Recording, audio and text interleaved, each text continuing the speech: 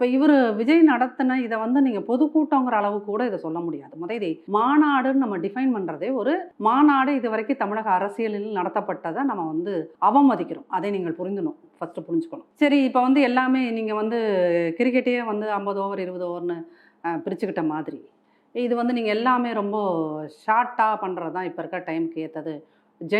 Generation ஆனீங்கள்லாம் Z gen Z நாங்கள் வந்து இப்படி தான் இது எல்லாத்தையுமே பிரித்து கொஞ்சம் கொஞ்சமாக கொடுப்போம் அப்படின்னு சொன்னீங்கன்னா, அந்த அப்ரோச் இருக்கு இல்லையா, இந்த 3 மணி நேர மாநாடில் சேர்த்து இல்லாத, பொதுக்கூட்டத்துலேயும் சேர்த்து இல்லாத ஒரு ஆஃப் பாயில் கூட்டம். அது அந்த கூட்டத்தையும் நான் ஒரு ஆஃப் பாயில் கூட்டமாக தான் நான் பார்க்குறேன். சரிங்களா? 2வது அந்த கூட்டம் நடத்தப்பட்ட விதம். நீங்கள் வந்து அங்கே கூடியிருந்த அத்தனை பேரும் வந்து பார்த்தீங்கன்னா எல்லாருமே இந்த பிலோ 30 இருக்கிற ஜென்ரேஷன் தான் வந்து அதிகமாக இருந்தாங்க.